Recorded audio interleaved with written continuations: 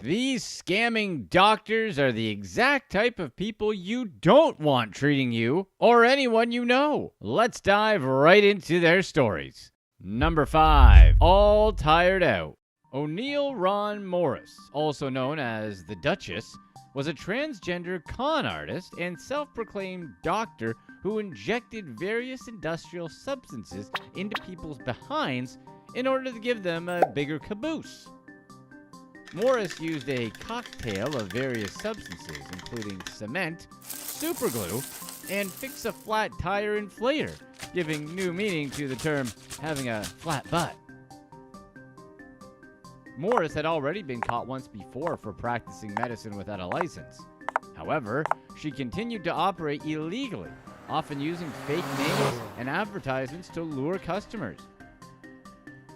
Morris's biggest scam was injecting industrial-grade silicone into people's behinds as part of an enhancement procedure.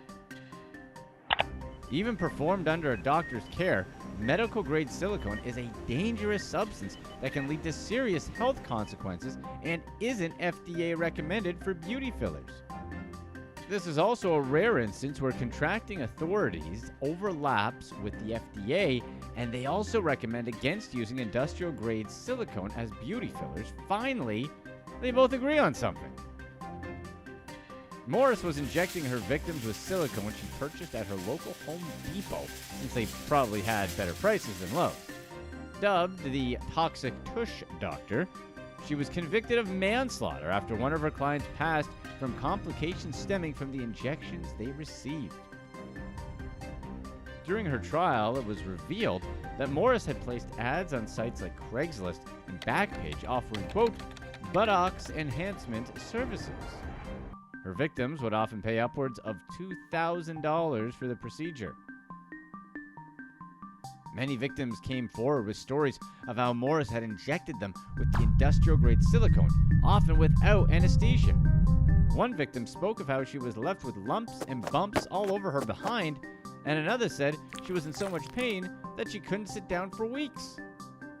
In total, Morris is believed to have injected more than 50 people with industrial silicone. Morris began her career sometime around 2006 when she injected a woman's butt with a combination of cement, fix-a-flat tire sealant, and superglue. The woman soon developed necrosis, which is basically that part of the body decaying or dying. She had to have surgery to remove the injection. Another of Morris's victims stated that she had received injections from Morris on 3 separate occasions. The first time was in 2007, and it was a mixture of silicone and an unknown substance. The second time was in 2008, and it again was silicone and an unknown substance. The third time was in 2009, and it was a combination of crazy glue, super glue, liquid nails adhesive remover, and cement mix. Unfortunately, this victim also developed necrosis and had to have surgery to correct the damage done by Morris's treatments. In the end, Morris was sentenced to 10 years in prison, though she will only serve 4 years due to a plea deal. However, many believe that she deserved much harsher punishment considering the seriousness of her offenses. Her victims were left scarred both physically and emotionally, but at least they can rest assured knowing that the Toxic Tush Doctor is now behind bars where she belongs. Number 4. OBGY No. Dr. Javid Purwaitz was a well-respected OBGYN in the Hampton Roads area of Virginia for nearly 4 decades. But it turns out that all that time, he was preying on his patients just to make a quick buck. Dr. Purwaitz scammed Medicaid by billing for procedures he never performed. But the true horror came when Javid actually did enter the operating room. Over the course of a decade, Dr. Purwaitz performed irreversible hysterectomies, sterilizations, and other surgeries on his patients, in many cases using broken equipment, giving at least 173 women life-altering surgeries. According to prosecutors, Dr. Purwaitz would convince women that they needed certain operations by telling them exaggerated or outright false information about their health. In some cases, he would tell patients that they had cancer or were at risk of developing cancer if they didn't have a hysterectomy or some other surgery immediately. In many instances, the surgeries occurred within days of the false diagnosis. Sadly, these surgeries were completely unnecessary, put the women's health at risk, and changed their lives in a way that cannot be undone. The equipment Dr. Proways used was often damaged or wasn't sterilized, and he regularly reused single-use gloves. As a result, many of his patients suffered complications from the surgeries, some of which were life-threatening, leaving many with irreparable damage. 25 of Dr. Proways' patients testified at his sentencing hearing, sharing their stories of how Dr. Death,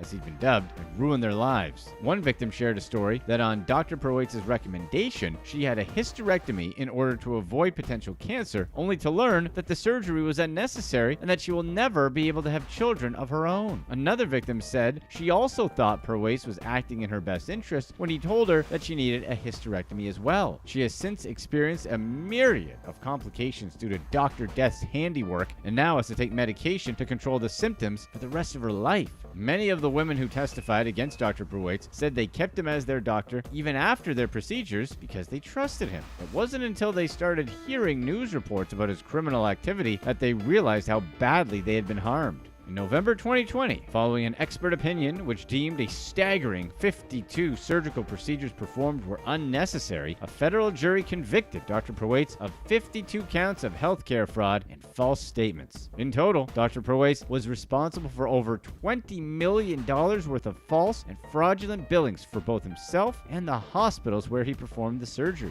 What did he trade his victims' ability to ever have children for? Lavish gifts for himself and others, including luxury cars like Bentleys and Ferraris. In April of 2021, Proways was sentenced to 59 years in prison, which meant that at 71 years old, he will likely spend the rest of his life incarcerated. While that may provide a small amount of satisfaction to his victims, no amount of prison time can undo the damage that Proways has caused.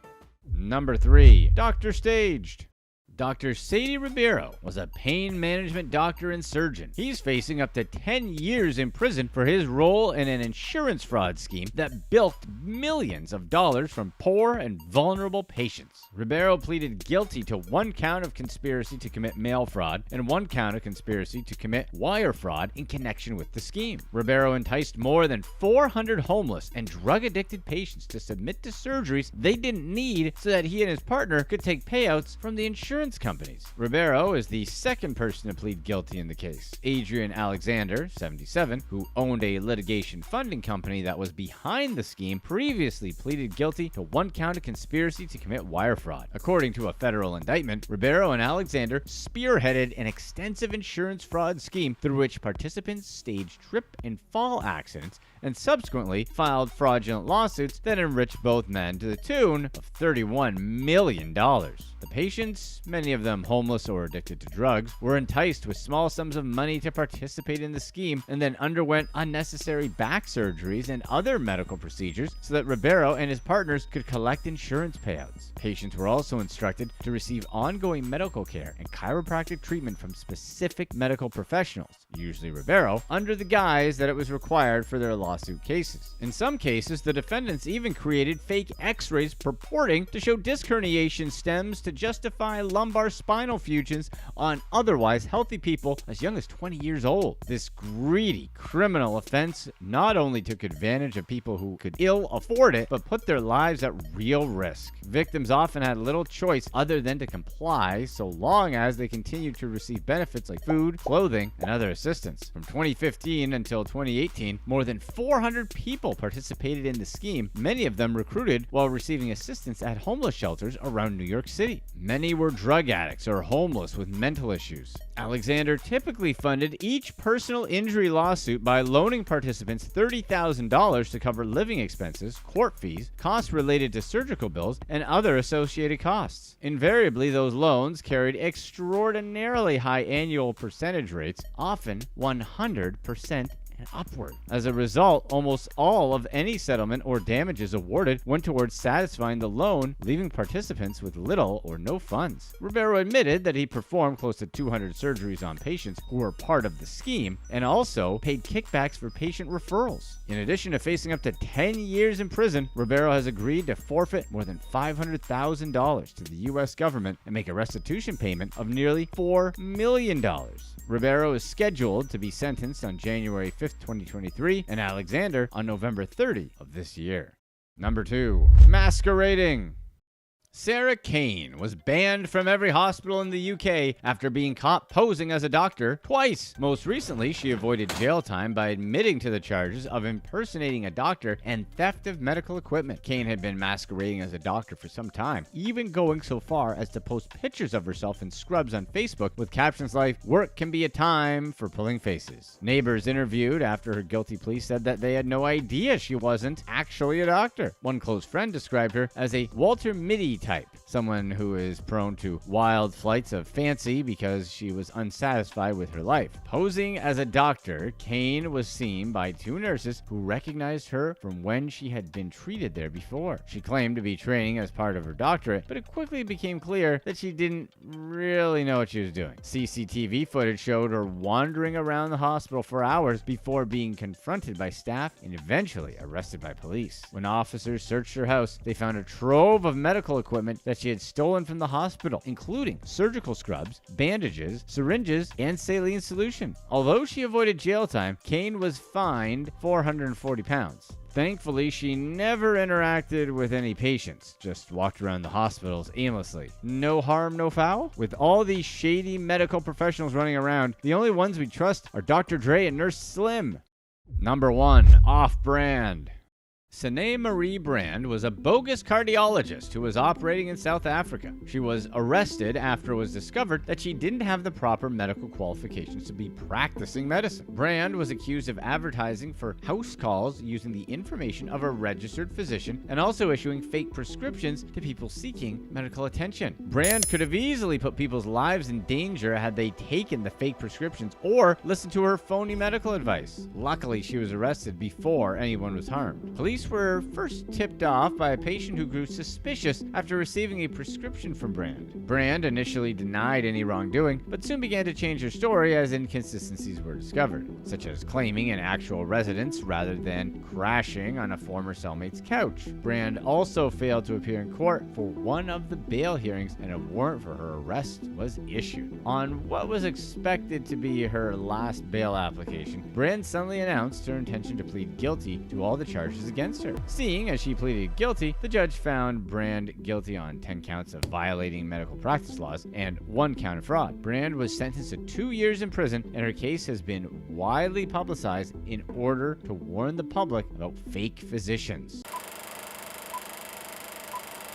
What are some of the weirdest crimes? From an heiress who had literally no reason to scam to some weird guy licking sushi plates. You'll be asking yourself, but why? Let's get started with number 6, the accused heiress. Australian lawyer Ashlin NF allegedly falsified a $150 million construction contract for a property development. Ashlin's the daughter of high-profile Australian property developer Gene Nassif, who was known for his extravagant displays of wealth. Ashlin had her own law practice called EA Legal and began her career as a property developer with her father's company. The firm is described as a multidisciplinary law firm specializing in property, planning, construction, commercial, and estate law. On the firm's website, Ashlin described herself as a key player of one of Australia's most prominent property development companies and also listed that she frequently worked with developers and private investors. Throughout her career, she earned the trust and respect of many established companies and individuals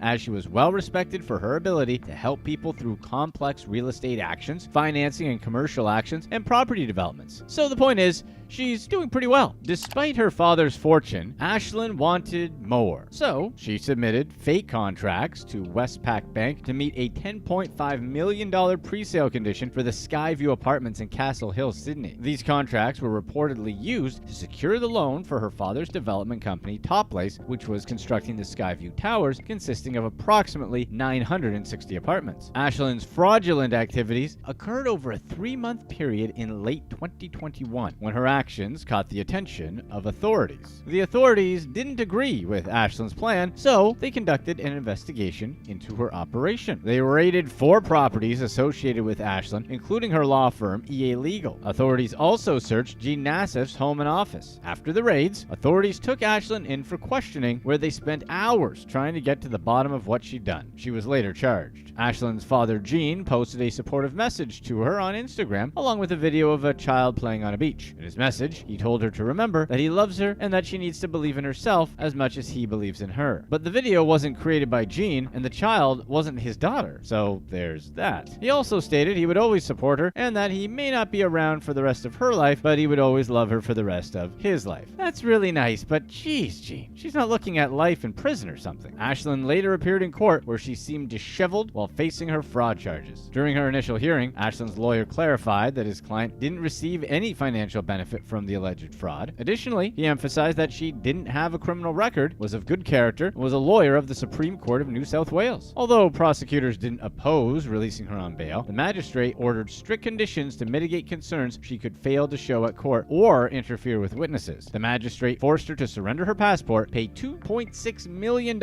in bail, and banned her from contacting 24 people, including her father. Additionally, she has to live with her mother, report to her local police station every day between 8 a.m. and 8 p.m., and follow a 9 p.m. to 6 a.m. curfew. Number 5. Public lickings. Conveyor belt sushi restaurants in Japan faced a PR crisis after videos of a customer licking sushi and utensils went viral. A series of videos emerged showing a young man engaging in unsanitary behavior at a popular sushi restaurant. The Japanese public watched the videos in outrage, where the customer licked the rim of a teacup and soy sauce bottles and smeared his saliva on sushi pieces circulating on the conveyor belt. Conveyor belt sushi restaurants opened in Japan in the late 1950s and have been a popular sushi service ever since. They work by placing sushi on a rotating conveyor belt that passes diners. Customers can select the dishes they desire as they pass by, choosing from various options. These restaurants offer a more affordable and casual dining experience than traditional establishments, as they eliminate the need to order directly from a sushi chef. After the original viral videos, copycats visited other conveyor belt restaurants and engaged in the same gross behavior. 3 individuals who were caught drinking soy sauce directly from a communal cup were arrested in connection with the pranks. In response to the incidents, the Akindo Sushiro Company, which operates the restaurant featured in one of the videos, took measures to address the damage caused. They replaced soy sauce bottles, sanitized cups, and centralized utensils and tableware. The company also filed a complaint for damages with the police and received a direct apology from the individual responsible for the video. Additionally, the restaurant chain Kura Sushi, affected by the pranks, expressed their commitment to protecting the conveyor belt sushi model. They installed AI-equipped cameras to detect suspicious behavior, such as putting plates back, and implemented measures to report malicious behavior to the police. The company hopes the recent arrests will discourage copycat incidents and end the viral trend. Another restaurant, Kosimaru, decided to phase out its conveyor belt system to avoid any other pranks. They also plan to transition to a touch panel ordering system, likely as a response to the incidents and to enhance hygiene and customer safety. One of the individuals involved in the incidents at a Kura Sushi location, Yoshino Ryoga, apologized for his behavior. He acknowledged his wrongdoing and his actions' impact on the conveyor belt sushi industry. They arrested the kids drinking soy sauce as if drinking straight wasn't punishment enough. They need to get someone's old-fashioned strict grandfather in there. You think it's funny to drink soy sauce? Drink all of it then! Number 4. Doppelganger Danger. A German woman, who's only identified as Sharaban K, allegedly took the life of a lookalike she found on Instagram in an elaborate attempt to disappear from her own in late 2022. She had met a girl only identified as Khadija O on Instagram, and with the help of her boyfriend, Sharaban lured her doppelganger into a forest when the crime occurred. They then abandoned Khadija's remains in the backseat of Sharaban's car. When authorities found Khadija, what they found was unrecognizable, and investigators believed Sharaban had fallen victim to the heinous crime. It wasn't until an autopsy report revealed that the victim was actually Khadija that law enforcement learned the truth and opened an in-depth investigation into the case. Sharaban had actively sought out women on Instagram who looked like her and contacted several potential victims before selecting beauty blogger Khadija. Khadija loved to share content of herself, trying out new products and giving her followers beauty tips. When Sharaban reached out to her, she thought it was the start of a new business deal. Sharaban enticed the beauty blogger by sending her messages about cosmetics and asking to meet up so she could give her some beauty product. 2 women arranged to meet so that Sharaban could give Khadija the cosmetics. Sharaban told her parents she was going to visit her ex-husband in Munich, but she drove to Khadija's place to pick her up instead. The 2 then drove into a secluded wooded area where Sharaban horrifically ended Khadija's life. After the crime, Sharaban and her boyfriend left her Mercedes somewhere passers-by could easily find it, leaving Khadija's remains in the back seat. Khadija was left so unrecognizable unrecognizable that it made it difficult for authorities to identify her, allowing them to mistake her for Sharaban. So why did Sharaban want to disappear? Investigators uncovered more information about Sharaban's motives. She had internal disputes with her family and wanted to go into hiding, and faking her demise meant she could escape her problems. Sharaban now faces charges for her crimes, and Shakir has been charged as an accomplice. Sharaban could face life imprisonment if she's found guilty. Just running away would have been a better solution, right? Number 3. Ostrich Chicks. Thieves stole a flock of ostrich chicks from a hatchery at Hastings Ostrich Farms during the early morning hours in Victoria, Australia. Farm owner Michael Hastings awoke to find that he was missing 20 chicks, and the thieves' motive was unknown. Hastings feared that the thieves wouldn't know how to care for the young birds, who were only 2 weeks old. Birds that young require constant care and are very vulnerable to illness and mishandling, as each of them only weigh around 3.3 pounds on average each. Baby ostriches require specific care to ensure healthy development. They need a warm and controlled environment, a specialized diet consisting of high-quality ostrich or a specially formulated starter feed, hydration, socialization, and veterinary care. The stolen chicks held a significant monetary value, with the entire flock being valued at $10,000, and some individual birds worth up to $1,000 each. Hastings Ostrich Farms wasn't just known for its birds and for producing eggs, meat, and various products from ostrich leather. They also played a crucial role in supplying ostrich chicks to hobby farms nationwide. Wait, was that the classic get os rich quick scheme? Number 2. The lion statue. A scammer convinced an unnamed elderly widower from Oregon to spend his entire life savings on a statue of a lion. The con artist met the widower through an online dating service, and the pair quickly began a long-distance romance. While the widower thought he was falling in love with a woman that loved him back, he was talking to someone that had stolen a woman's identity. Only the scammer gained the man's trust. He convinced him to invest in a Florida art gallery. The scammer claimed that the investment would help raise $5 million to ship a large marble lion sculpture from Wuhan, China. The fraudster promised the widower a high return on investment and profits from the statue's eventual sale. Any concerns the widower had were put to rest by the fraudster's thorough planning. To seem legitimate, the scammer provided fake bank statements and documents outlining the contract with the museum. Over 5 months, the widower made several payments totaling $200,000, which were his whole life savings. Once the entire balance had been transferred, the scammer vanished. Turns out, the marble lion was actually a well-known 47.5-foot long wooden sculpture located in a square in Wuhan, and there were never intentions to ship it. Victims of scams of this nature often wire funds overseas or to third-party transfer agents, making it very difficult to track down the money and identify the con artist. Unfortunately, this means that the widower is unlikely to ever recover his life savings. Number 1. The Promise. Rachel Camille Calhoun used the promise of doing certain special personal favors to carry out a bank robbery in Forestdale, Alabama. The incident unfolded at Regions Bank Branch on Tomahawk Road in Forestdale. Shortly before 10 a.m. on Wednesday, Calhoun reportedly entered the bank and handed the manager a carefully crafted note. Contents of the note revealed a shocking strategy. Calhoun demanded a sum of $6,000 from the bank's vault, offering an intimate favor as a reward if the manager complied. However, she threatened to accuse the manager of sexual assault if he refused. Authorities swiftly responded to a report of the attempted robbery, with law enforcement quickly arriving at the scene. Deputies discovered Calhoun still inside the bank and promptly apprehended her, thwarting the crime and saving the employees. The Jefferson County Sheriff's Office continuing its investigation into the incident, aiming to gather additional evidence and gain further insights into the motives and intentions of the suspect. Authorities and the public were puzzled by Calhoun's approach, simply because who proposes this in a bank robbery? Calhoun was held in custody and formally charged. What are some of the most ridiculous ones that actually worked? Let's get started with number 7. Love is blind. Then 72-year-old Angela Nwachukwu got married to 27-year-old CJ Nwachukwu just 3 months after meeting him.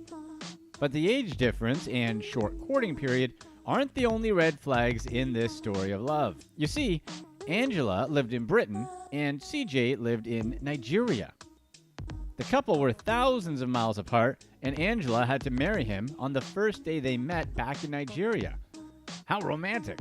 The only problem with their rosy marriage now was that the UK Home Office had refused to give CJ a visa to come to the UK. The argument was that he didn't prove that he had enough financial backing. This was despite the fact that Angela had spent over £20,000 on getting him the visa.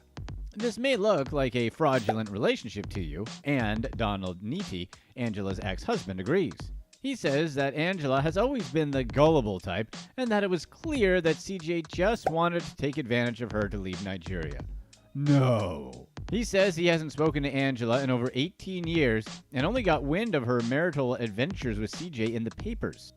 With CJ having been refused a visa, what was the next step for the two lovebirds?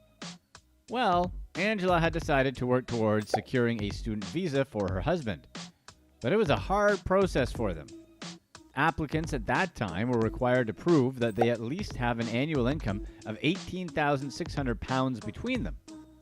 They also had to have cash savings of around £16,000. And there are charges of £1,464 for each applicant. Angela insists that the relationship isn't a scam since she admitted that she really didn't have much money and she was upfront about that with CJ from the beginning. We aren't quite sure of what's exactly happened with CJ and Angela since there's no news about them since 2017. Who knows? Maybe they are actually living happily ever after? We'd definitely be a little bit embarrassed that we ever doubted them. Number 6. The Russian Astronaut.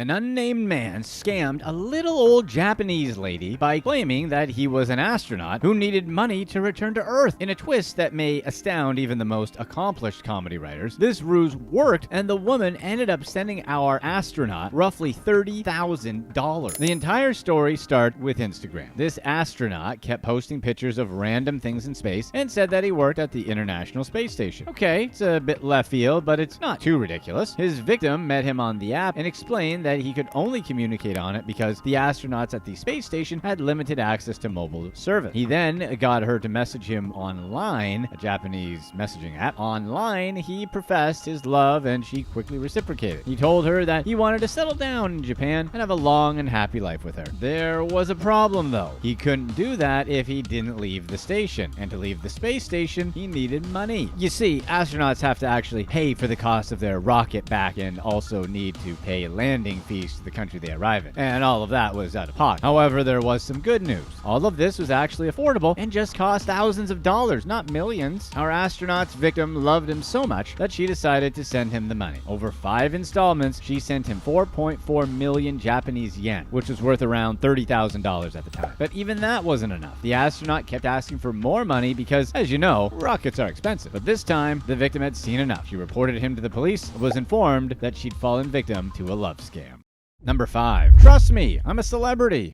Brenton Robert Jarrett made a criminal career out of pretending to be a celebrity. Jarrett used his fake star power to defraud victims and even get some of them to get romantically involved. On one occasion, he said that he was Josh Hitchcock, the grandson of legendary director Alfred Hitchcock. But Alfred Hitchcock doesn't have a grandchild named Josh. He also claimed that he was Johnny Depp's brother and once claimed that he was Skeet Ulrich. While impersonating several celebrities, Robert made sure to take as many liberties as he could. He slept with women who believed he was a real celeb and took freebies from hotels and restaurants while impersonating other people. Jarrett left a trail of victims in his wake, and when he was eventually arrested, there was a lot of evidence to jail him. In court, he claimed that he had only committed his crimes because he was bipolar and was truly sad that his victims had suffered. We bet Skeet Ulrich also probably tried to pretend he was Johnny Depp's brother too. Number 4. The Official Secrets Act. Daryl Flynn defrauded multiple seniors of thousands of dollars by convincing them that she was an undercover police officer. In one of her scams, she convinced Diane Baston to part with her money in the belief she was assisting an important police investigation. So she drove Baston around town and had her take out loans and buy a bunch of electronics. Flynn had such a hold over Baston that she refused to even speak to the actual police for fear of breaching the Official Secrets Act, a policy made up by Flynn as part of her story. It apparently took police quite some time to convince her that they were the genuine article. Flynn's scam was simple. She convinced these seniors that they would be helping in an important police investigation that was investigating banks and managed to pilfer more than £20,000. Flynn used fake IDs to convince the seniors that they were doing the police a great service and continued scamming them to her heart's content. Her current scheme was just another in a long line of frauds where she used respectable positions to take advantage of the elderly. Thankfully, Flynn was soon arrested and made to face the music. tragic. She was eventually sentenced to 8 years in the slammer after feigning remorse for the first time ever. Looking at her picture, how could anyone believe her though? She looks like a scary person that lives in the trash can in a park on the bad side of town. Number 3. The $72 million lie. 18-year-old Muhammad Islam told a New York Magazine journalist that he had made $72 million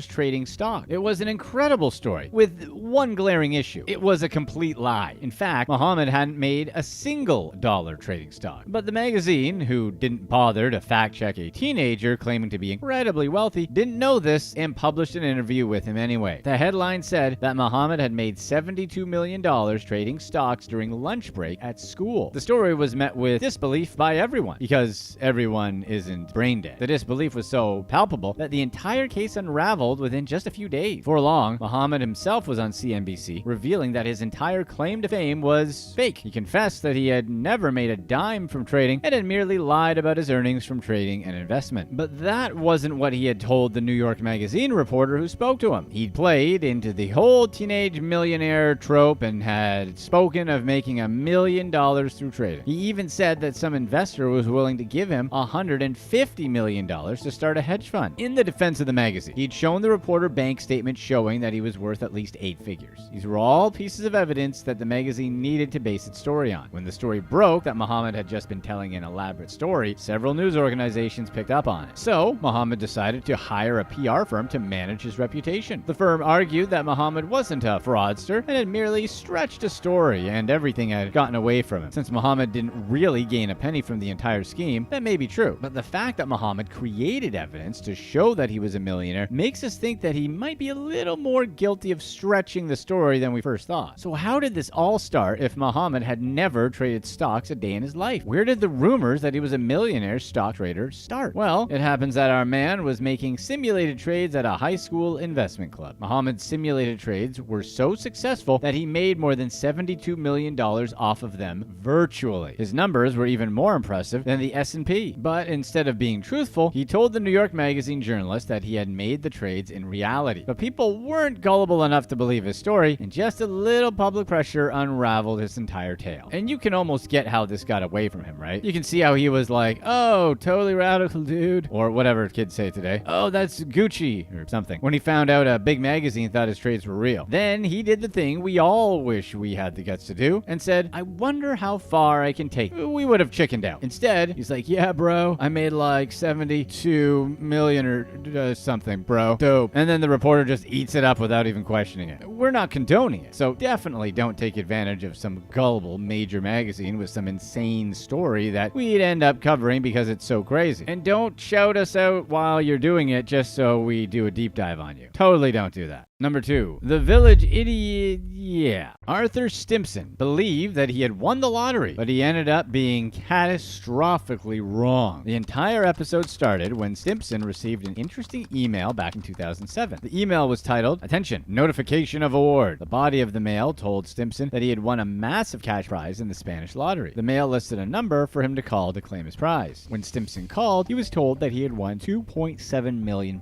He was overjoyed at the prospect of this prize, and the scammers on the other end of the phone were overjoyed at the prospect of defrauding him. Stimpson didn't know it yet, but calling that number would be the first in a series of awful decisions that would lead him to lose his home and his family and land in prison. The voice on the other end of the phone told Stimpson that while he may have won the lottery, he wasn't going to get his money easily. Apparently, there were things like administration charges and transfer fees regarding taxes that he needed to pay. And Stimpson had to pay all these fees to get access to his winnings. Why he didn't think they couldn't just deduct the money from the winnings, we'll never know. He probably realized it when he went to his cell way after the fact. Like he's just about to eat lunch and just freezes and says, wait a minute. Anyway, at this point, most people would have thought that, but not Stimpson. He wanted to be a millionaire instead of a critical thinker. Before we continue, it's important to understand that Stimpson isn't just a random guy. He's a pretty accomplished chartered surveyor, so he's not poor. He didn't need the money as he was relatively wealthy and had the respect of his community. But come on, who seriously wouldn't want an extra £2.7 million?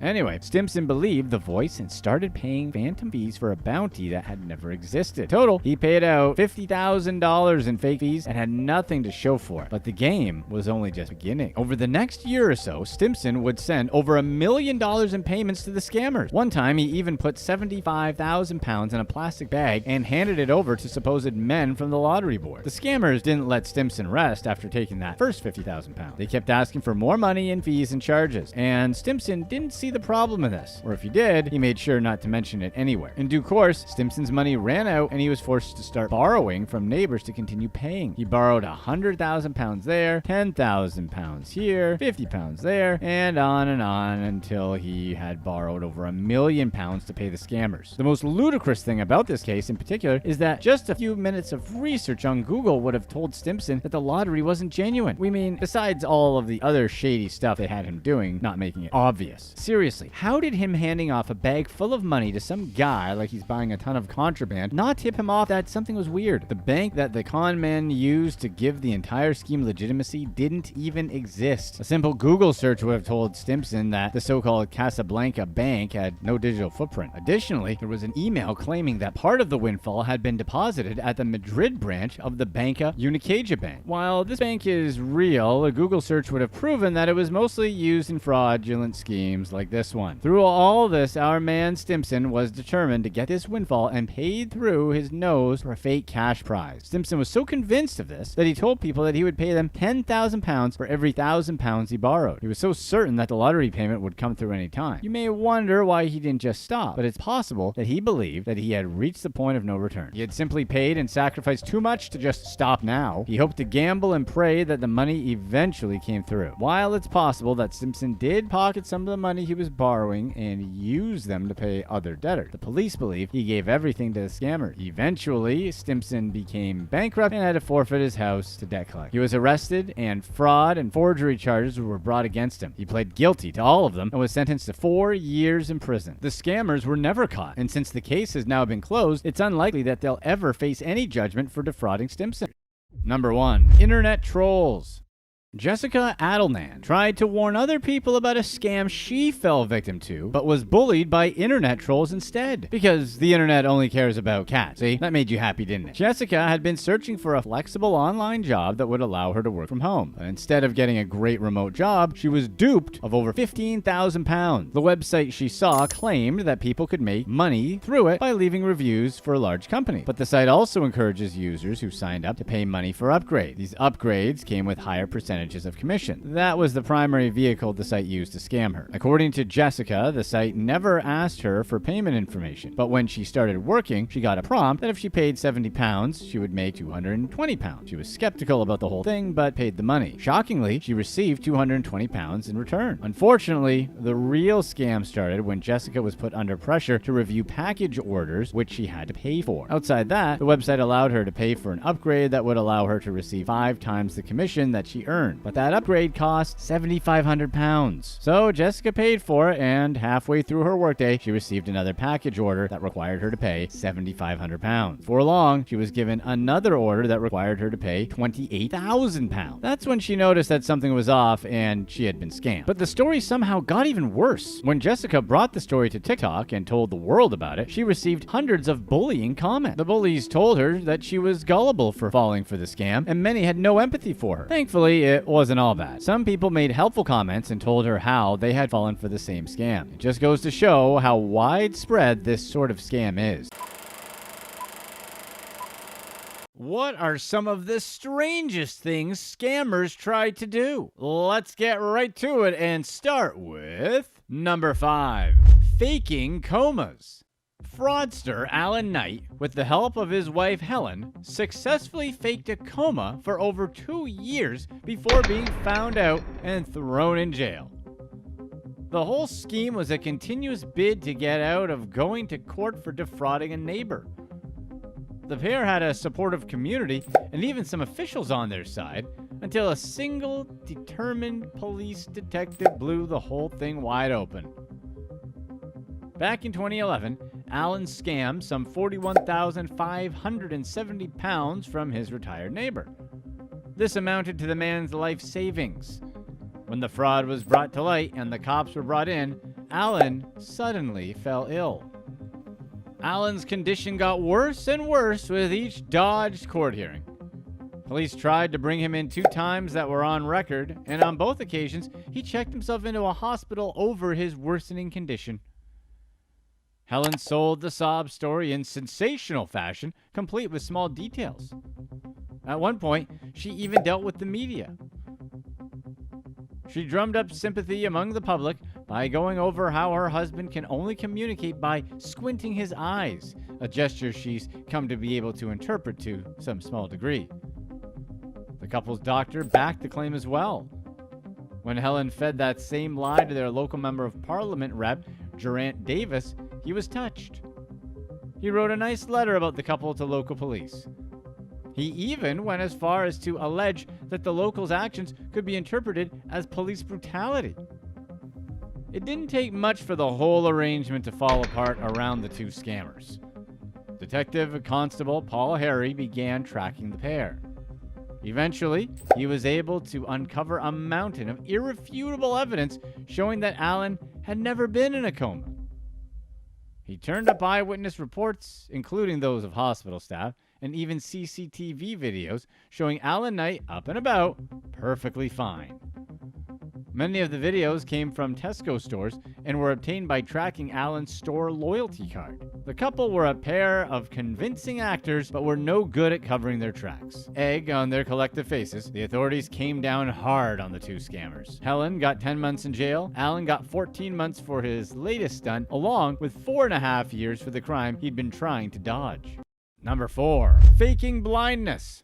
People scamming the government is old news. So Manchester's own Christina Pomfrey stood out from the crowd by scamming the government under 2 different identities. Claiming benefits for 2 disabled people, herself and an alias, Madame Pomfrey, pocketed upwards of £1 million over the course of 15 years. At the height of her scam, she was pulling down some £13,000 a month. She kept the scam going for 15 years before finally getting caught back in 2017. She used her daughter's bank account as a stopgap, throwing authorities off the trail of the stolen cash. This massive and prolonged money laundering amounted to over £88,000 through the years. The daughter, Amy Brown, got a suspended sentence of 18 months for her part in the scheme. Along with keeping the ultimate destination of all the money a secret, Pomfrey seemed to be doing a fair job of faking 2 different disabilities. She claimed to be fully blind and to have multiple sclerosis. When somebody at the Department for Work and Pensions got suspicious, the agency put Pomfrey under observation. After that, it didn't take long for her to get caught driving and going out for a walk with a newspaper in hand. Not only did Granny get her own daughter in trouble and creatively defraud her fellow citizens with a double identity, but she tried to keep it going after she was caught. Authorities say that she continued making fraudulent claims while out on bail. As a cherry on top, her husband, John Pomfrey, didn't know about any of it. The man claimed to be completely unaware and said he would never forgive her. The scamming granny confessed to the whole thing when she had her day in Manchester Crown Court. Given her demonstrated lack of remorse, Judge Sophie McCone was only too happy to hand down a sentence of 3 years and 8 months. Senior prosecutor George Ward commented when the smoke cleared, condemning Pomfrey's actions and asserting that she ran one of the biggest scams of its type that had ever crossed his desk. No one saw that coming, except the not blind lady.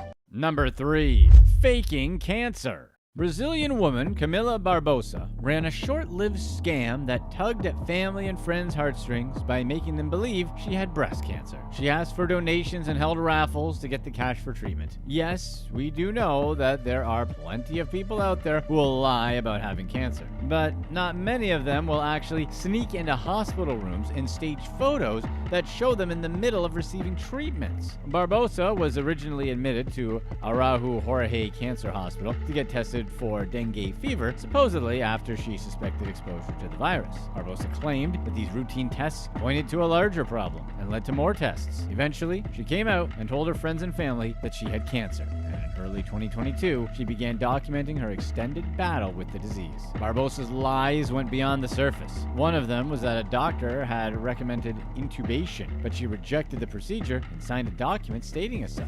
She even went as far as to shave her own head. After that, she began coming to the hospital with some regularity. When she visited, she would usually post on social media. The posts included photos that she had put together herself, usually by sneaking into empty hospital rooms. Some of the photos were elaborately detailed and even included a pic of Barbosa with an IV sticking out of her chest. These posts were often accompanied by pleas for donations. One of these was supposedly for an MRI, a pricey imaging procedure used to see how far the cancer may have spread. For as elaborate as Barbosa was, you can only fake cancer for so long. It all came apart when a family member followed her to the hospital one day and found her sitting in the cafeteria. When they started asking questions, they learned that she wasn't only no longer a patient, but had been ejected from the hospital in the past due to repeated erratic behavior and getting into places she wasn't supposed to be. When her victims went to the authorities in January of 2023, they said she had gotten roughly $3,800 out of them. This claim led to the opening of an investigation. With official delegate Fernando Gontillo heading things up, authorities questioned Barbosa and eventually searched her home. Nothing they found backed up her claims. According to the family, the one medical procedure they could corroborate was the MRI, which went from her head to her torso and found nothing more sinister than common gastritis. When questioned, Barbosa didn't come clean. She told police different things at different times, and none of them quite lined up.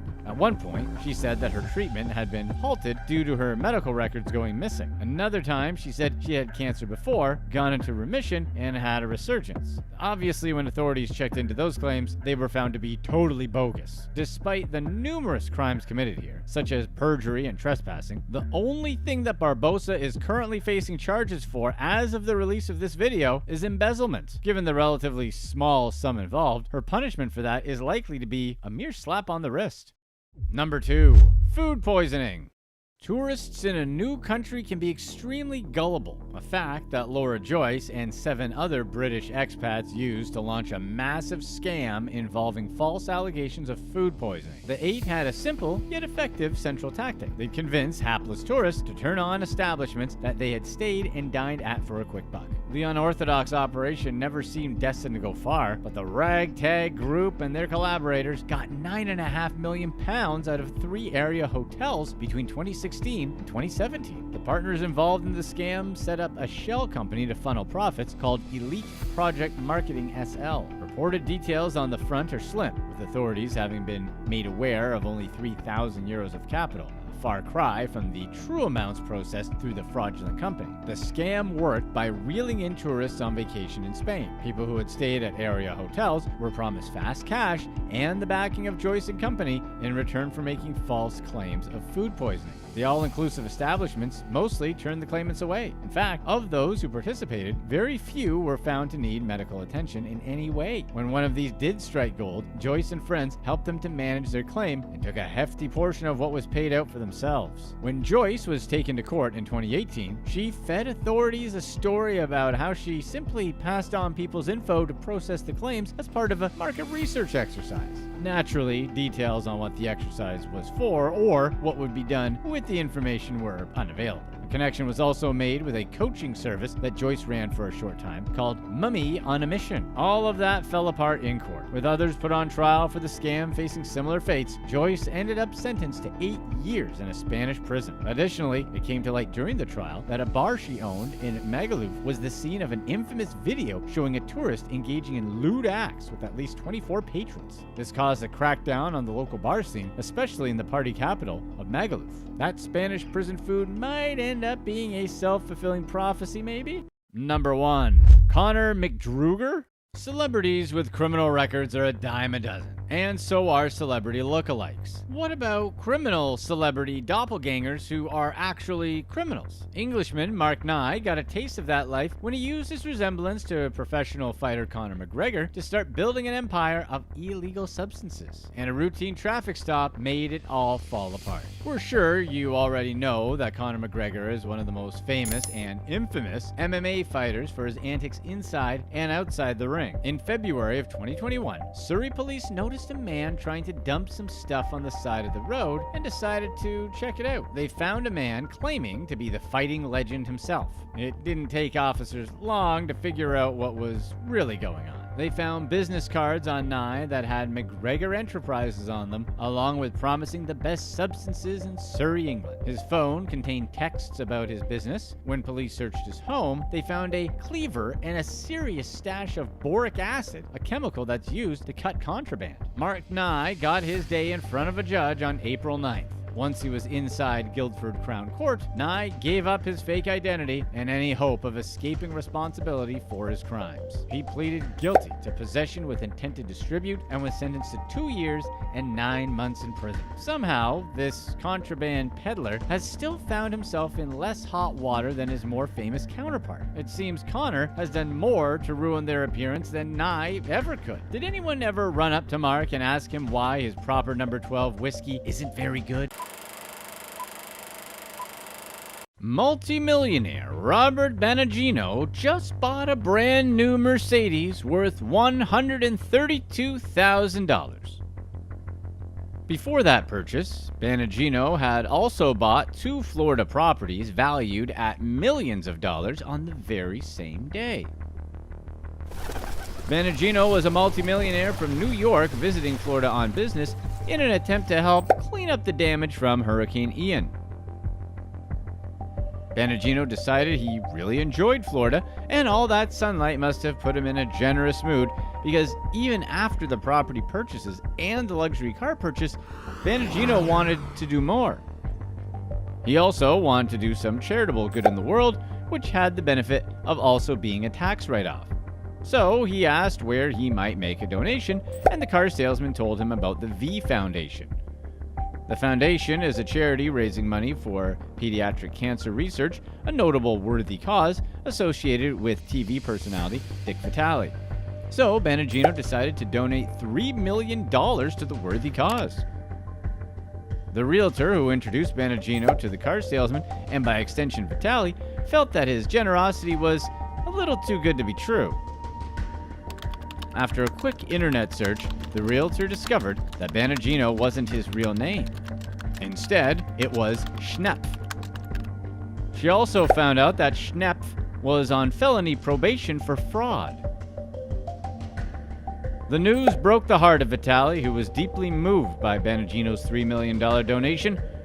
Schnepf was actually a penniless con man, and this con is only the latest in a history of conning anything from other charities to close personal friends. Robert Banagino's real name, Robert Schnepf, and he's a prolific fraudster with different faces and identities. He's like the many-faced god if the many-faced god is a 48-year-old grifter from Queens, New York. Schnepf is so prolific at scamming innocents that his victims even have a phrase for falling for his scams: getting schnepfed. It's not the most elegant catchphrase in the world, but it does paint a picture. One of Schnepf's more recent scams is as abhorrent as it's simple. He posed as a struggling vet and milked free lodging, work, and food from sympathetic marks in the area. Unfortunately for our many-faced scammer, he was arrested by the police. Schnepf's arrest triggered a check on his identity, and it was revealed that he had an outstanding warrant from 2008 in Florida. Once the news of his arrest got out, many other victims came forward to tell their Schnepf stories. Schnepf's victims claimed that he would present himself as a wealthy personality in need of administrative assistance and had business relations with everyone from Rihanna to Heineken. One of his unfortunate victims, a 29-year-old woman named Kim Cuneo, said she even became his assistant and introduced him to her father, an executive at a luxury jet charter company. Schnepf used his working relationship with Kim Cuneo and her father to order about $1 million worth of flight time, but he never paid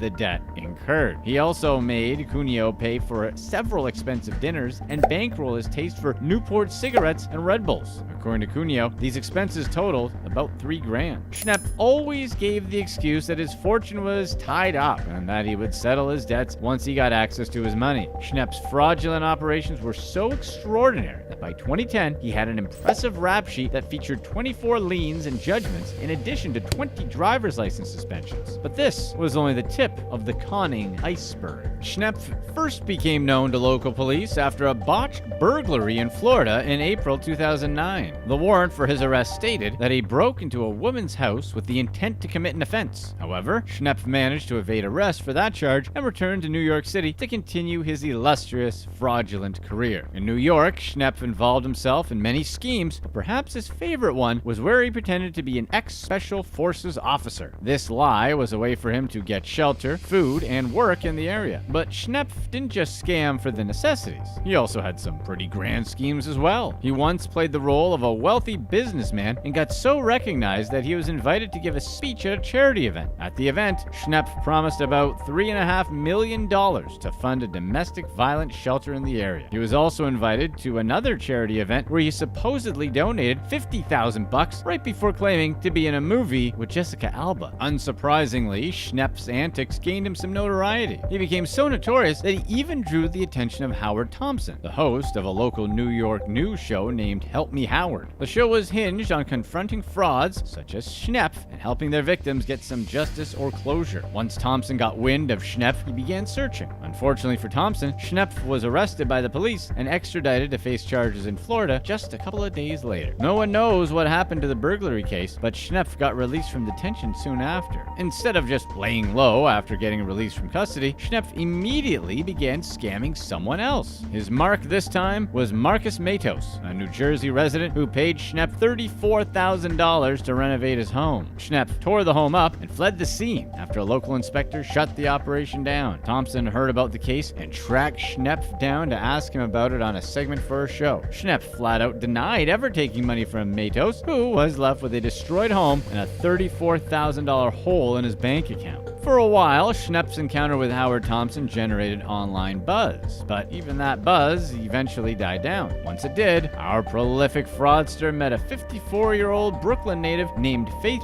Gamali. Schnepf was introduced to Gamali by her realtor to help her clean out her home. Schnepf didn't introduce himself to her as Robert Schnepf, though. Instead, he said his name was Robert Hart. During this time, Gamali was suffering from cancer and needed all the help she could get to clean out her house. Somewhere along the way, she started dating Schnepf. From there, Gamali introduced him to one of her friends, Laura Maslin Oseni. According to Oseni, Schnepf was the model guy. He was so kind to her and her husband that they almost immediately became family. Not long after their meeting, Oseni and her husband started making plans to move to Florida, and Schnepf made some plans of his own. When Oseni started making her plans, she learned two important things. The first was that her friend, and Schnepf's girlfriend, Gamali, was planning to move to Florida as well. The second was that Schnepf was a master plumber. Because Schnepf sold himself as a master plumber, Oseni took all the advice he gave her about moving out. He told her that she needed a new AC unit and also told her that she needed additional plumbing work to be completed over the next month. The bills for all of these totaled about $25,000. After collecting $25,000 from Oseni, Schnepf also collected an additional $30,000 from her husband for the same job without Oseni knowing. Oseni eventually realized that she had been scammed when Schnepf abruptly stopped taking her calls and stopped visiting her home. He cut off all communication with her without doing any of the jobs he was contracted to do. 2 months later, Oseni and her husband filed a complaint about Schnepf at the police station. That kicked off an investigation that would eventually get him charged with a second-degree grand theft felony and a misdemeanor charge of acting as a contractor without a license. The court found Schnepf guilty of the charges against him, and he was sentenced to probation for 18 months and was required to pay $12,000 as restitution. As of right now, Oseni is yet to see a cent of the restitution he's supposed to pay. When Gamali learned of Schnepf's police trouble, she promptly threw him out. Good riddance. But Schnepf wasn't done. After his episode with Oseni, Schnepf decided to move on to better things. In July 2020, right in the middle of the COVID pandemic, Schnepf was arrested once more for being up to no good. This time, he was impersonating an FDNY Emergency Medical Services lieutenant. The goal of this scam was to swindle Staten Island residents and business owners.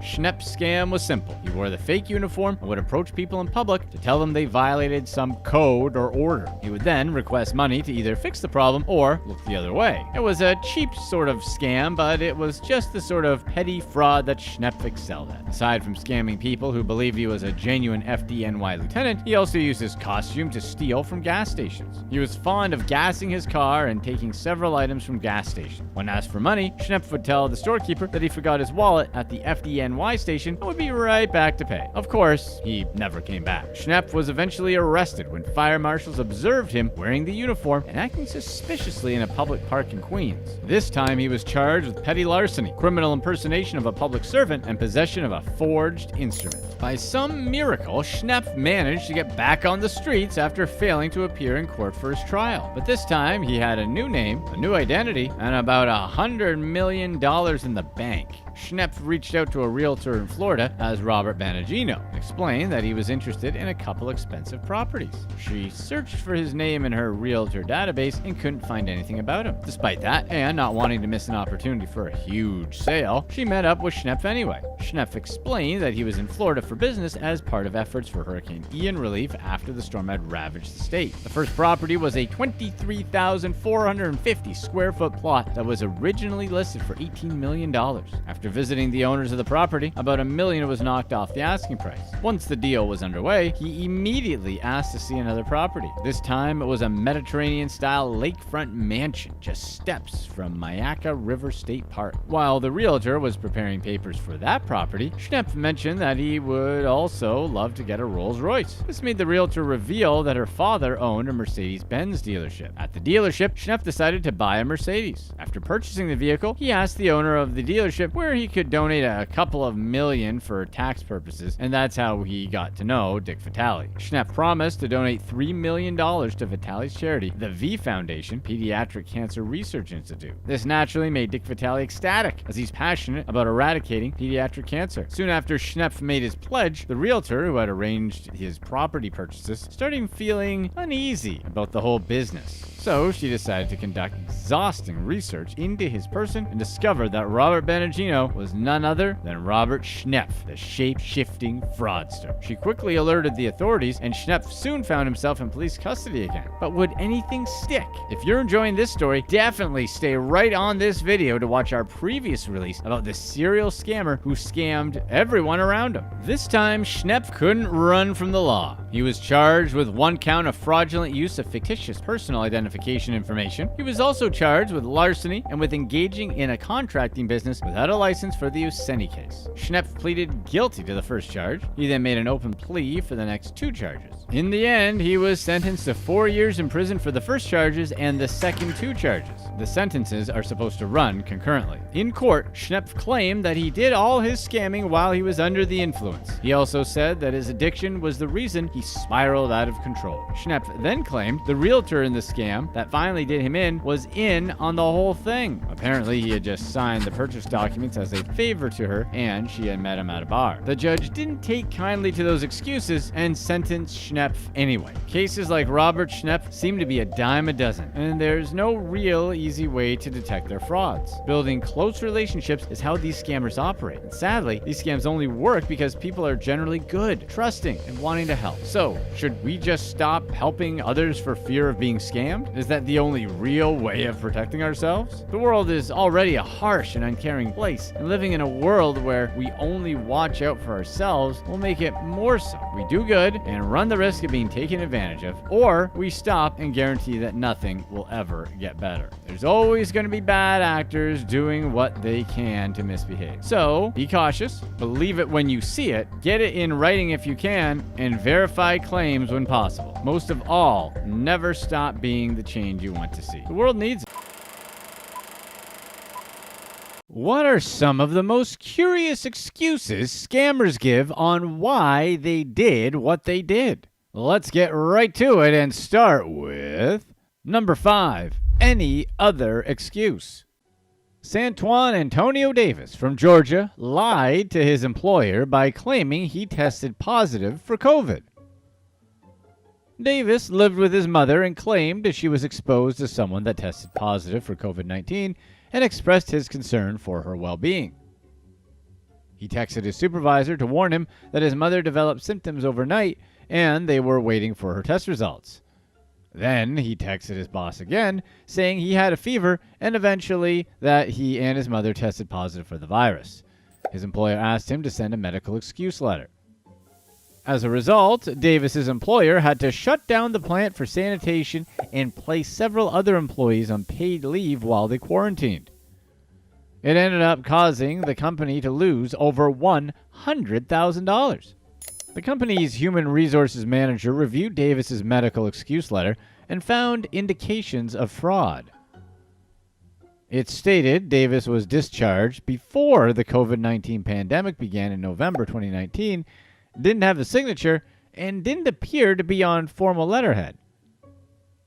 The company contacted the hospital where Davis claimed to have been tested and discovered the hospital wasn't conducting COVID-19 tests at the time. When Davis was unable to provide the requested test results, his employer fired him. Davis later admitted he never actually contracted the virus and pleaded guilty to wire fraud over sending his employer a fake medical letter claiming he had it. In court, the prosecution argued Davis caused unnecessary economic loss to his employer and distress to his coworkers and their families. Additionally, Davis submitted false information to a mortgage company where he fabricated his earnings and employment history. News reports about his fake COVID-19 diagnosis helped the company uncover the mortgage fraud. Santuan, if you wanted the day off, why didn't you just call in sick with any other illness? Number 4. Doctor Pretend.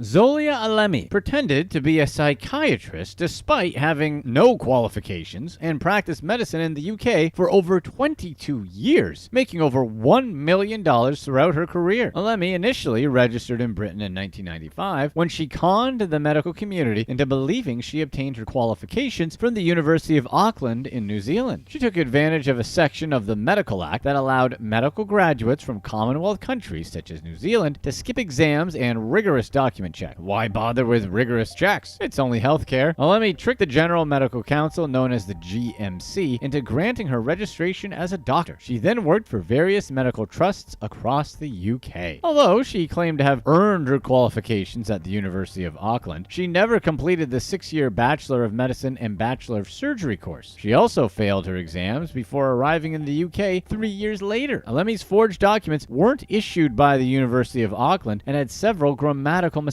If the GMC had noticed them earlier, they would have questioned the authenticity of her qualifications. It took them a long time to even notice. The fact that nobody caught the errors meant Alemi could practice medicine for 22 years and work for various health trusts. In 2003, Alemi became a member of the Royal College of Psychiatrists, but had to take part 1 of the exams 4 times and part 2 3 times before she passed. Alemi's fraud came to light when she changed an elderly client's will to make herself the beneficiary.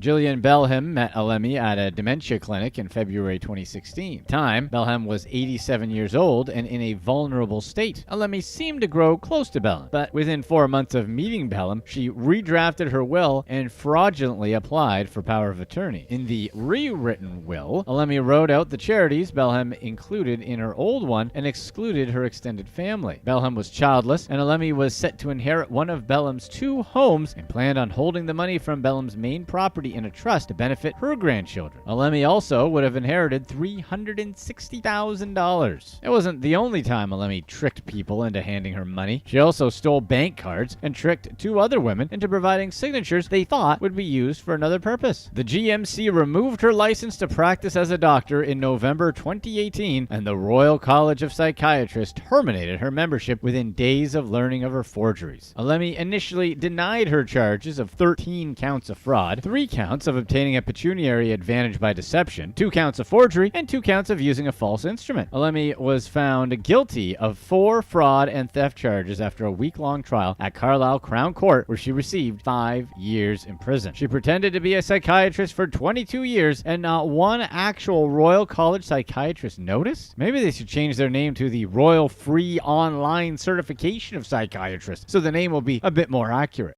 Number 3. The Package Thief. Mother of 2 and Army veteran Melissa Bergman went on a 2-day crime spree, stealing 28 packages from her neighbor's doorsteps. Bergman attributed her actions to a combination of psychiatric pills she was taking for her mental health troubles, including PTSD, after her time in the Army. She also cited being in an unhappy relationship with her controlling husband, where she felt trapped. While she was in the Army, Bergman encountered a string of misconduct. She admitted that during her years of service, she experienced numerous cases of misconduct from the men around her, including those in power. power. The long-term consequences of those difficult years caused the Army to recognize her as 100% disabled. Unfortunately, it did little to help her in court because at the end of the day, scamming is still scamming. Bergman attempted to plead insanity as her defense during the trial, but the judge rejected the plea as he was unwilling to accept it as a valid justification of her action. It also wasn't her first brush with the law. Before stealing the packages, Bergman pleaded guilty to felony charges of ID theft and credit card fraud. Despite pleading guilty to the charges, Bergman claimed that it all kicked off when she shared her marriage troubles with a man she had met at a hotel bar. He allegedly booked her several weeks in the hotel, handed her 3 credit cards, and told her to use them for whatever she wanted. Unsurprisingly, her victim told a very different story. He accused her of purposefully targeting him as he had been drinking. He believed that if he didn't have limits on his credit cards, she would have run up even much higher charges than she did. Bergman alleged she only spent $300 on baby clothes and gas, but security camera footage caught her shopping at Walmart where she bought various items, including a large flat-screen TV. She also booked a 10-day cruise on Travelocity to escape her marital trouble. On top of all that, the victim also said that Bergman burst into his hotel room demanding, let's just call it some massaging. Bergman's 5-year marriage collapsed after her criminal activities. Bergman was convicted on 12 out of 28 counts of theft she committed on July 27th and 28th of 2017. Her sentence was 180 days in jail, and she served 30 days in Warren County Jail, Ohio, while the remainder was suspended. She'll still be on probation for 3 years following her release. Number 2. Packaged scams. Former travel agent Lynn Barlow conned hundreds of vacationers out of over $3 million in a scam she ran between 2019 and 2020. Barlow offered customers attractive deals on vacation packages through her independent travel agency. She told them their bookings were protected by insurance and claimed to be an association of British travel agents members, making herself look legitimate. She lured her customers with her glowing reviews on social media. However, when the time came for customers to go on their trips, they discovered their vacations had only been partially paid or not paid for at all. Some vacation goers had to pay extra for their hotels and flights home, while others arrived at airports to learn they didn't have seats on their flights or the airline canceled their bookings due to non-payment. When hordes of angry customers confronted Barlow, she went with the first excuse she could think of. She pretended to have stage 4 cancer. Barlow manipulated her customers, friends, and family by using the fake cancer diagnosis as an excuse to delay answering questions and to emotionally blackmail anyone she owed money to. Barlow went to great lengths to make her story believable and even cut her hair to give the impression she was undergoing chemotherapy. Not even her husband knew the truth. Her family took her to hospital appointments and supported her through what they thought was a difficult time. Local travel agents who couldn't compete with her unrealistic prices were suspicious that something was wrong. Some tried to warn people that Barlow was offering deals too good to be true. When they contacted her to confront her about her deceit, Barlow was unfazed and even attempted to recruit the agents to work for her. Ruining people's vacations is bad, but it's nothing life-changing, right? Well, it is a big deal if you're the McAlpine family. In February 2020, Shelley and Evan McAlpine were faced with the heartbreaking reality that their son only had months to live due to a life-limiting disability. The couple booked a week-long vacation at Center Parcs, a popular British resort, hoping to make precious memories with their family. They booked the trip through Barlow, who a friend highly recommended. Barlow assured the McAlpines she would handle all the logistics and relieve their stress. She told them all they needed to do was send her the money, and she would handle the rest. The couple paid her $3,600 and believed she would arrange everything for the vacation. Shelley asked Barlow for a receipt, but was suspicious when Barlow sent a very basic document with no company details or registered address. She contacted Barlow for further information, but Barlow stopped replying to her messages. Shelley reached out to her friend who previously used Barlow's services and discovered Barlow wasn't answering the friend's calls either. A few days later, they learned Barlow had been arrested for fraud and the family never got their vacation. Barlow manipulated over 1,000 people, and one of them was her own mother, Susan. After Barlow's father passed away suddenly, her mother received several insurance payouts, and Barlow positioned herself to control her mother's finances and swindled her mother out of $600,000. Flush with other people's money, Barlow spent it on vacations abroad and extravagant parties. Barlow also withheld Susan's mail, so she didn't know that her mortgage payments were late. Barlow claimed it was a clerical error and faked a letter from the bank confirming for her mother she was up to date with everything. Susan had no clue her house was in danger of being repossessed. As her mother's funds were running out, Barlow devised a new scheme and introduced the idea of people investing in her husband's business where they would get shares that would produce dividends. The investment company never existed, but she still persuaded a neighbor to give her $29,000 and a friend to hand over $100,000 $121,000. Meanwhile, her mother was in a dire financial situation and had her utilities shut off. But many of these fake cheap vacations Barlow was selling had positive reviews, so how was she pulling any of it off? Barlow was essentially running a Ponzi scheme through her travel agency. Barlow used the money she stole from friends and family, including her mother, to subsidize the initially discounted vacations she offered customers. Barlow booked a 5-star all-inclusive golfing vacation in Turkey for $8,500 for Paul Stocks, his wife Elizabeth, and 2 other couples. They enjoyed the first few days of their vacation, but then the hotel manager told them Barlow only booked their trip for 3 nights and they would need to pay $3,400 a night per couple to stay for the entire duration. The couples couldn't afford the extra cost and were stranded without anywhere to stay. The police department received numerous complaints from people that fell victim to Barlow's scam. The overwhelming complaints prompted an investigation where officers uncovered the full extent of Barlow's fraudulent activities, resulting in her arrest. Barlow's husband was shocked and confused by his wife's fraudulent activities, having been completely unaware of the extent of her deceit. In court, Barlow admitted to stealing 10 counts of fraud and a money laundering charge from her mother. The judge sentenced her to 9 years in prison. Barlow's lawyer said she was now a penniless woman and that she apologized to all her victims. Number 1. Serial shoplifting.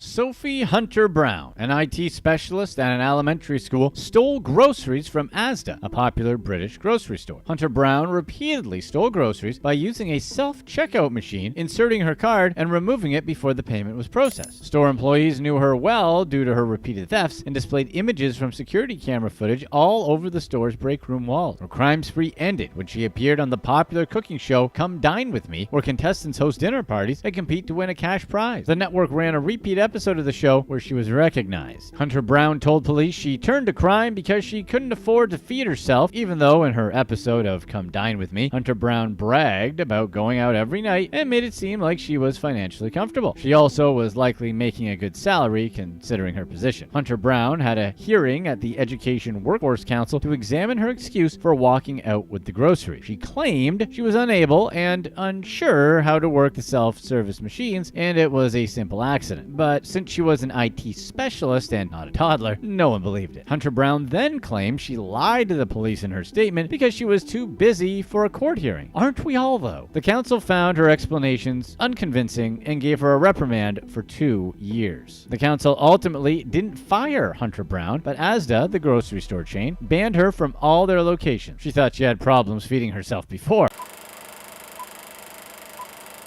Were these people actually running legit businesses, or were they just trying to scam their customers? You decide. Let's get started with number 5, credit restoration.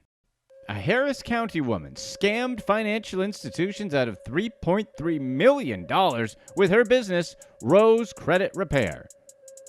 Rokisha Lachey Brisby offered to raise people's credit scores in 35 days or less. She just wasn't completely honest about how she would do it.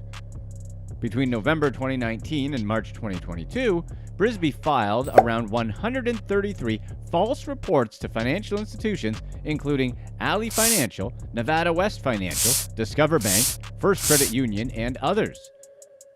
These fabricated reports about the loss or theft of credit cards claimed to come from the constable's office. The goal was to defraud banks and erase credit loans equal to about $1.4 million in debt on behalf of at least 74 clients. Advertisements for Brisby's company, Rose Credit Repair, claim that, by using the law, she would find and remove common credit errors. And by using the law, she actually meant doing illegal things to circumvent the law. But that didn't sound as good in a sales pitch. Brisby was discovered when one of the institutions involved came forward and made a report to the Harris County Precinct 4 Constable's office. When the constables started investigating the report, they noticed things didn't add up. They spotted inconsistencies, such as clerical errors and case numbers that didn't match their system. Of the victims involved, Brisby used numerous forms of identification, including their names, date of birth, and social security numbers. Local Precinct 4 constables arrested Brisby on July 7, 2022, and executed a search warrant that recovered evidence to help prosecute the case. She was charged with felony forgery of a government instrument, and additional charges could be added as more evidence is received and reviewed. Despite her legal troubles, it seems as though Brisby's credit-fixing days are not over. The Rose Credit Repair website still advertises live classes, tax preparation, and a variety of DIY credit repair resources for purchase. There's even a masterclass available with a video introduction by Brisby herself. Rose, which is the nickname Brisby goes by to her customers, has gained a massive following online and appears to still be actively posting on social media. Her YouTube channel has over 20,000 subscribers, and the company's Instagram page seems to be the most active with 80,000 followers and content posted multiple times per week. Number 4. Youth Recruit.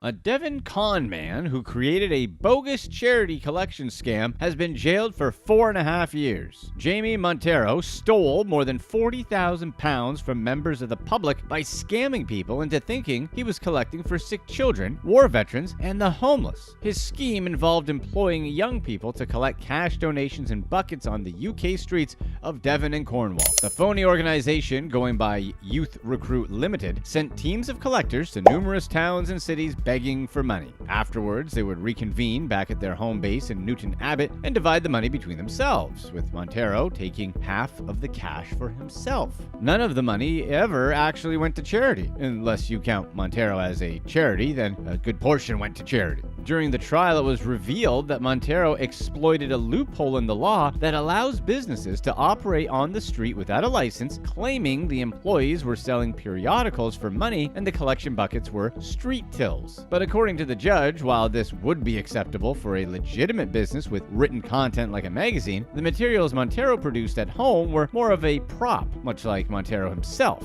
Useless and full of misleading information about the fraudulent organization Youth Recruit. The judge also called out Montero for having a huge ego and self-righteous attitude when confronted about his crimes, as he somehow felt like the law didn't apply to him. That's always a really weird attitude to take with a judge. Probably don't take that attitude. To collect the cash, Montero typically used homeless or vulnerable people carrying what looked like charity collection buckets and images of children to appeal to people's sense of goodwill. Montero represented himself at court and argued that he had never made any claims that his business, Youth Recruit Limited, was a charity organization, but rather it was a company that provided opportunities to young people through the selling of periodicals. Montero did show some remorse though, saying he was sorry that he gave the wrong impression to the public. Montero was found guilty of 5 counts of fraud and was jailed for 4.5 years. His co-defendant and right-hand man, Jordan Fletcher, was sentenced to 8 months in jail. Number 3. Florida woman again. Former Florida House of Representative Corrine Brown was sentenced to 5 years in prison for running a fake charity. She's to serve 5 years in prison for running a bogus charity that she used to purchase more than $300,000 in personal spending, including Queen Beyonce, Long May She Reign, and NFL tickets. Brown is a Democrat who represented parts of Jacksonville and northern Florida for almost 25 years. She was convicted on multiple counts, including mail fraud, wire fraud, and filing false tax returns. After her indictment, she did not win her re-election bid in the Democratic primary. Brown formerly had a reputation as a champion of civil rights and was one of the first African-American politicians from Florida to be elected to Washington. Perhaps it was because of this reputation that her One Door for Education charity gained the trust of unsuspecting donors. Promising to help students fund their college educations and supply schools with computers, Brown and 2 of her cohorts raised over $833,000 in donations. But Brown had other plans for the money, mainly involving things that benefited Brown. The money went straight into her personal bank accounts, and about $330,000 was used to make exorbitant purchases such as box tickets at a Queen Beyonce concert and to fund sports tournaments. Apparently, the very same laws Brown helped enact didn't apply to her. Instead, she used her political authority to take advantage of the law. It seems that One Door for Education actually may have begun as a legitimate charity, but it unfortunately became a slush fund for Brown, her chief of staff, Elias Simmons, and the president of the charity, Carla Wiley. All 3 ended up pocketing money from the charity and withdrew nearly $100,000 in cash from ATMs. Although Brown pleaded not guilty, Simmons and Wiley decided to plead guilty and turned on their former partner in crime, testifying against her. Simmons was sentenced to 4 years in prison, while Wiley received 21 months. Apparently, Brown didn't have any remorse for her crimes, and at the hearing, the judge criticized her for taking advantage of her position of power, stating that she should be held to a higher standard. She's currently serving out her 5-year sentence. Number 2. Bend the truth like Beckham. The former brother-in-law of Victoria Beckham has been ordered to pay back £190,000 of the illegal profits he made from scamming the elderly. Darren Flood, the ex-husband of Victoria Beckham's sister Louise Adams, was the director of a company called the Commodities Link. The Commodities Link, known as TCL, preyed on elderly victims and used Flood's family ties to David Beckham to trick them into making worthless investments. Flood and his colleagues conned at least 24 people out of around £810,000 over the course of 2 years, targeting elderly pensioners, including an 85-year-old woman who lost her entire life savings. Their scheme destroyed lives and left people destitute. The victims were convinced to invest in worthless rare earth elements, which, despite their name, aren't very rare or valuable at all, commonly used in the manufacture of electronics.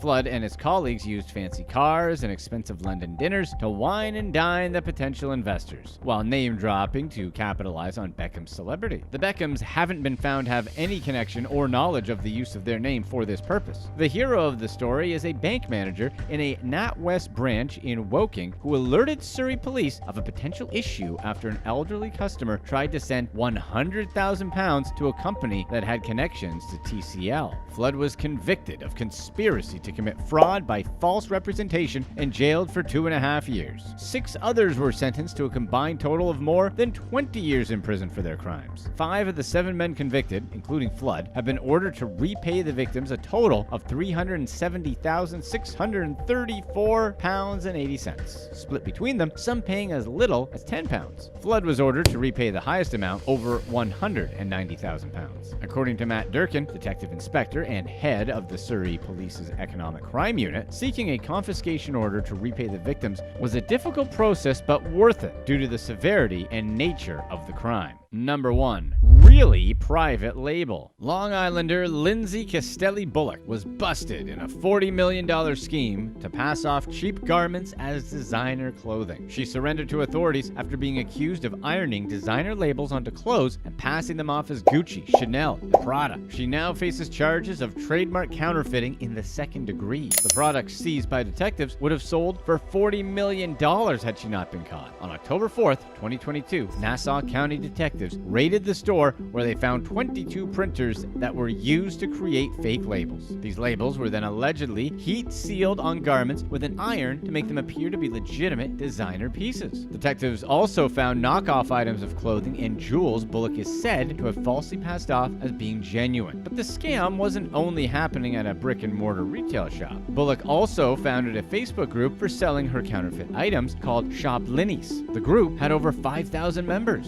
Once prospective shoppers received access to a barrage of posts advertising the counterfeit goods, often modeled by Bullock herself. Police caught wind of Bullock's activities and began investigating her business in April 2021. They called in United States postal inspectors to assist with the investigation. Although the details haven't been revealed, the USPS investigation likely involved the seizure of packages so the contents could be evaluated and determined to be counterfeit. After a successful investigation that uncovered the nature of the counterfeiting scheme, Nassau County detectives executed the raid. We like to picture that one loose cannon detective showing up at the raid insisting that the clothing was counterfeit, but the chief, who has a love-hate relationship with the detective, tells him he was wrong on this one. There's only real designer clothes here, and to turn in his badge and his gun. Then the scruffy detective dramatically rips off a Gucci label in front of a crowd of shocked reporters, revealing a Hanes logo. Then Bullock starts muttering and the chief shouts to take her away. This movie practically writes itself. Bullock, who has now been evicted from her retail store location, still claims she's innocent of the alleged crimes. Her attorney, John Shea, maintains that the charges are bogus, and the items in question are t-shirts and wouldn't be mistaken for actual designer pieces. According to Nassau County Police Commissioner Patrick Ryder, Bullock's boutique has sold items under other names and shipped things all over the United States. At this time, authorities are uncertain if Bullock is acting alone or with partners. The investigation is ongoing, and detectives say there could could be more arrests in the future. Sounds to us like she still has a few issues to iron out.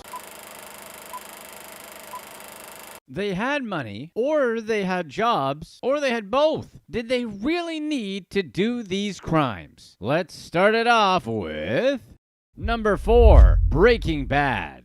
Danielle Stafford is a young engineer from England. She was stopped for speeding. When the police approached her, she quickly handed them several bags of let's just call it the green stuff, and told them she wanted to come clean. Sensing something wasn't right, the cops searched her car, found more illegal things, and arrested her. On the way to jail, the officers noticed she was fidgeting with her pants, and Danielle admitted she had 11 more illegal stuff hidden down her joggers. It turned out to be 56 more bags. Stafford, cunning as she tried to be, attempted to play the victim card, hoping to fool the authorities. But her charade didn't last long. Right after she got busted, her phone went wild with incessant calls and messages related to the trade, leaving no doubt about her involvement. As the investigation unfolded, law enforcement stumbled upon a staggering 26,917-pound stash of cash hidden craftily throughout Stafford's home. That's not all. They also uncovered a treasure trove of contraband worth a jaw-dropping 33,600 pounds, laying bare the vast extent of her empire. As if that wasn't enough, a thorough search of Stafford's residence revealed a glass jar crammed with an eye-watering 17,600 pounds worth of even harder contraband. Additional evidence, including grass and pills, pointed to an intricate business run right from the comfort of her home. Danielle splurged on lavish luxuries like a swanky second home, 9 flashy watches, and not just 1 or 2, but 3 ridiculously expensive Louis Vuitton handbags. Danielle tried to explain them away by passing them off as fakes or family gifts, but her lies were swiftly dismissed by Judge Mark Burry, who saw right through her. In a stunning twist, Stafford abruptly flipped the script, surprising everyone in the courtroom by changing her pleas from denial to guilty on 4 charges.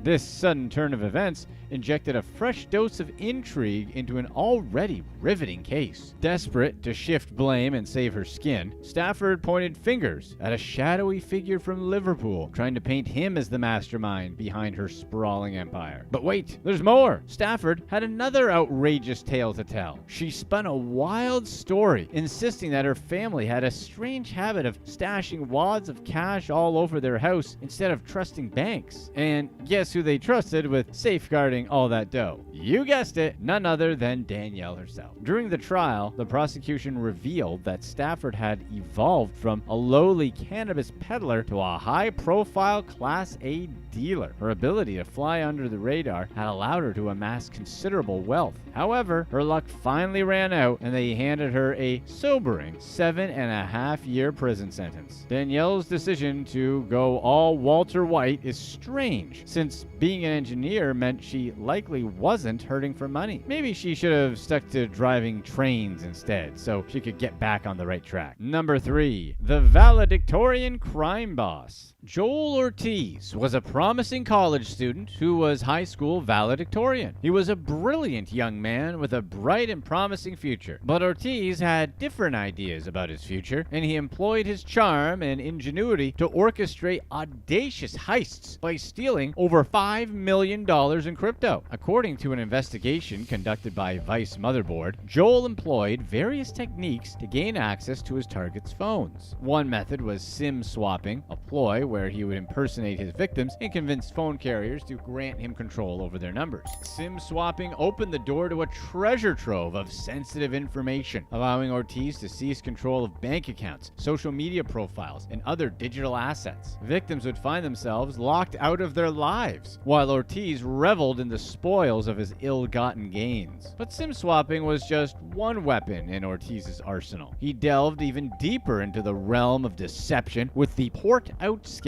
Leveraging the vulnerability of two-factor authentication, he manipulated carriers into transferring his victims' phone numbers to new devices he controlled. With access to their two-factor authentication codes, Ortiz bypassed the line of defense for his victims' online accounts. He seized control, leaving them powerless in the wake of his attacks. Each theft grew his empire, and he made a fortune in crypto. Joel Ortiz's criminal enterprise reached new heights when he set his sights on Consensus, a renowned crypto conference. With a clever mix of social engineering and technical prowess, Ortiz stole a massive amount of crypto during the event. One incident that garnered attention during Ortiz's spree involved an anonymous entrepreneur who fell victim to Joel's attacks. The man became a prime target as Ortiz manipulated carriers and executed SIM swaps to gain control of his phone number. This allowed him to bypass security measures and steal his crypto accounts. Ortiz went to great lengths to cover his tracks, but his relentless harassment of one victim's wife and daughter ultimately became his undoing. The harassment caught the attention of law enforcement, triggering a series of events that would lead to his downfall. The police began tracking down Ortiz's digital footprint. They retraced his steps, piecing together a mosaic of evidence that would bring him to justice. The breakthrough came when investigators found Ortiz's email, providing them with invaluable insights into his identity and activities. As authorities dug deeper, they discovered a series of YouTube videos that Ortiz made explaining how to use zero-day exploits. With each discovery, the police identified more victims who had fallen prey to Ortiz's schemes. Ortiz's activities reverberated throughout online communities, including platforms like OG Users. This notorious forum served as a hub for hackers and individuals engaged in illicit activities. Here, Ortiz's actions and exploits gained notoriety, further exposing the depths of his criminal endeavors. Finally, in Los Angeles International Airport, LAX, as Joel prepared to fly to an EDM festival dressed from head to toe in Gucci, the police moved in and arrested him. Ortiz's reign of cybercrime came crashing down. In the courtroom, the culmination of Ortiz's gripping saga took center stage. A plea of no contest echoed through the room. The judge broke the silence by sentencing Ortiz to 10 years in prison. Number 2. Cody Easterday's Ghost Cattle. On December 10th, 2021, Gail Easterday, a 79-year-old farmer from Pasco, Washington, veered his Dodge Ram onto a highway off-ramp, entering a confusing stretch of road. Ignoring warning signs, he drove on the ramp and collided with a vehicle driven by one of his very own delivery drivers on the interstate. The impact was immediate and devastating, resulting in the destruction of both vehicles. Easterday lost his life in the crash, leaving investigators perplexed as they sought to unravel the circumstances of the tragic accident. It was an intentionally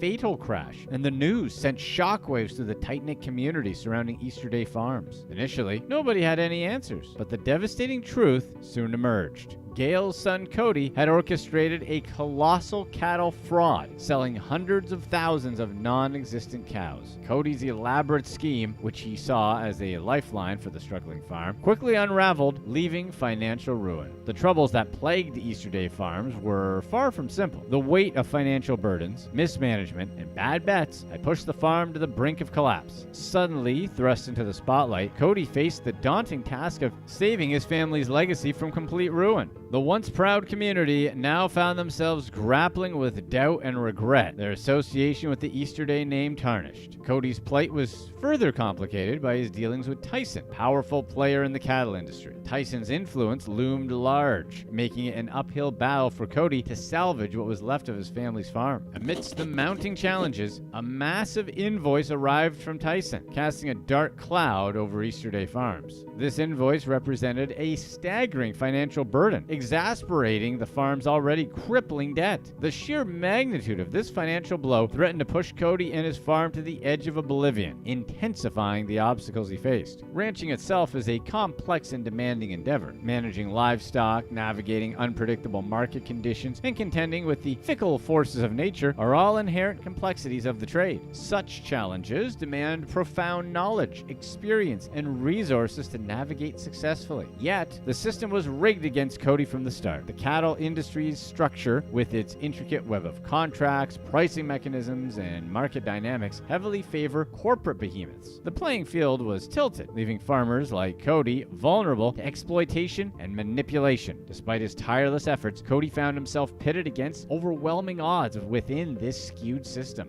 Formula contracting emerged as a particularly insidious aspect of Cody's struggles. In this cutthroat practice, industry giants like Tyson established predetermined predetermined formulas to dictate the prices ranchers receive for their livestock. Unfortunately, these formulas overwhelmingly favored the buyers, leaving ranchers with minimal negotiating power and vulnerable to devastating financial losses. Cody had little control over the prices he received for his cattle, exasperating his financial situation. So he decided to hedge his bets, sell more cattle now, and hopefully the price of beef would go up. Could Cody then sell what he had at hopefully a better price, which would cover the new debt he took on from the cattle he didn't have? Desperate to alleviate the mounting pressure, Cody resorted to his risk bets that only deepened the farm's financial woes. Engaging in questionable forward billing, he claimed the existence of cattle he never had to secure funds. Tyson eventually uncovered the truth, discovering that 8 lots of cattle worth a staggering $5.3 million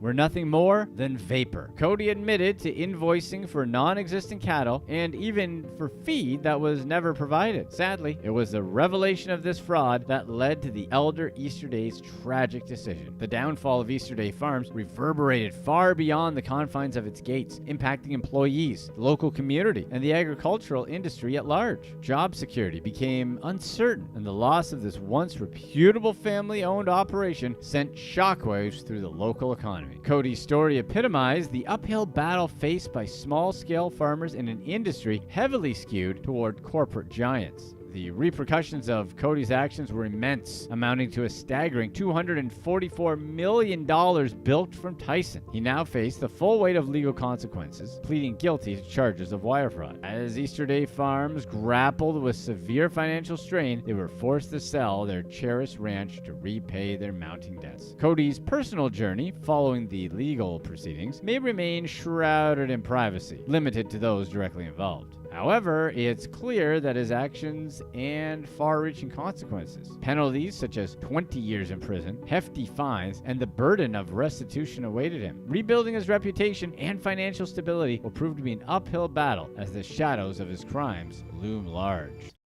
Number 1. iSpoof. TJ Fletcher is a black hat tech entrepreneur from the UK, and he ran a website called iSpoof. iSpoof was an online fraud shop and served as a haven for criminals, allowing them to scam unsuspecting victims out of over £100 million.